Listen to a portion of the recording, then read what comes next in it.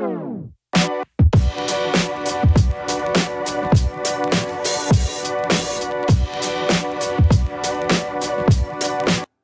guys, Tim here, and for today's video I'm going to be going over farming. Farming is a simple part of the game at the moment, however, having it become part of your daily regime can really help you in the long run.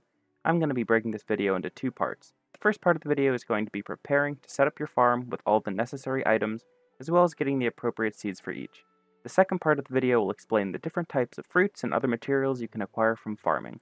I will also explain which of the plants are important for you to grow, as they might come up in future commerce commissions or the main storyline. First off, you need to make sure you have enough land to have a successful farming space. If you only have the first and second land expansions unlocked, then you might not have enough space to hold a full-blown farming operation, but you should still have enough room to self-fertilize a few plants. There are 3 things that you'll need to start farming, and 2 others that are more for complex and self-efficient farms. If you want a simple farm, you'll need some farming plots, seeds, and fertilizers. Different kinds of seeds require either a small or large planter box, but the seeds will tell you which is required. All you need to do is place the planter box down, add the seeds, and then fill up the bar with some fertilizer and let it sit until the plant is grown. It will tell you how long until the plant produces material for you to take. It's also smart to keep the fertilizer bar above the green level, which will result in a better crop. The more advanced method, which is more of a self-relying farm, is where you can set it up so the planter boxes get fertilized by themselves. This is with irrigation flooring and an irrigation tower. This will allow you to only have to put fertilizer in the tower, which is then dispersed to wherever the irrigation flooring is under any of the planters. Make sure you put the irrigation flooring underneath the irrigation tower, or it won't reach any of the planter boxes. The next part of the video is going to explain the types of seeds as well as how you can go about growing them. Each of the images is going to show the type of seed, what seasons they can be grown, and what size planter box you're going to need to grow them.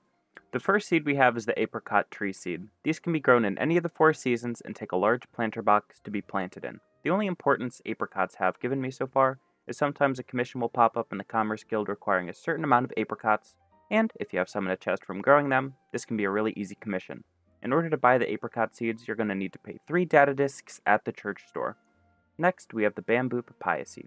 This can only be grown in the summer and requires a small planter box. While you can also collect these in the collapsed wasteland, if you're into cooking recipes and you don't want to have to go collect them outside, this would be the easiest way to gather them.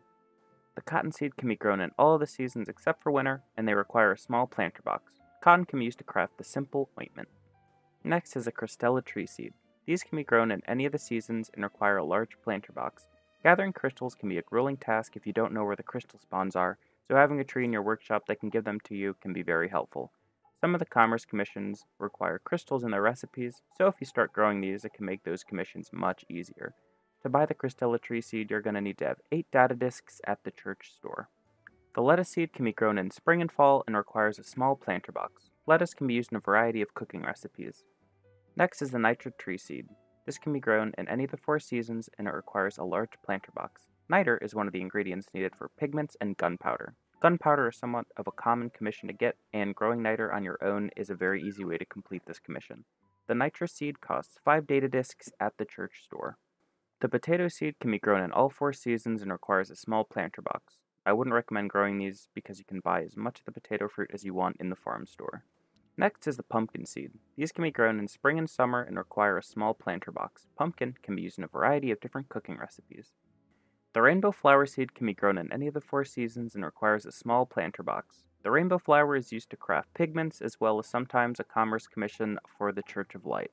The rainbow flower costs 1 small silicon chip for 5 seeds at the church store. Next is the sisal seed.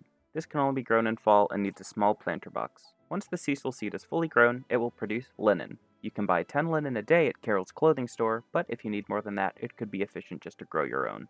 The sisal seed costs 1 small silicon chip for 5 seeds at the church store. The wheat seed can only be grown in the spring and winter time inside of a small planter box. Wheat can be used in some of the cooking recipes. Finally, we have the zeolora tree seed. This can be grown in all 4 seasons inside of a large planter box. The zeolora seed will grow into a tree that allows you to harvest zeolite. This is one of the materials needed to craft concrete, which you will need in one of the later main quest lines. You will need 5 data discs to buy this from the church store. The last things I want to talk about are just a few tips. If you have a huge farming operation going on your workshop land, it might be worth having 2 irrigation towers full of fertilizer just so they all stay fertilized. Make sure you keep an eye on how full the towers are, so you can just add fertilizer as needed.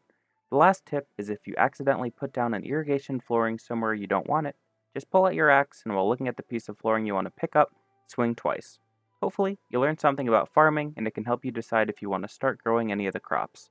Thanks for watching my video. If you enjoyed it or learned something, it would be awesome if you subscribed. I'm going to keep making my time at Portia videos, so keep your eyes open for those. Have a great day!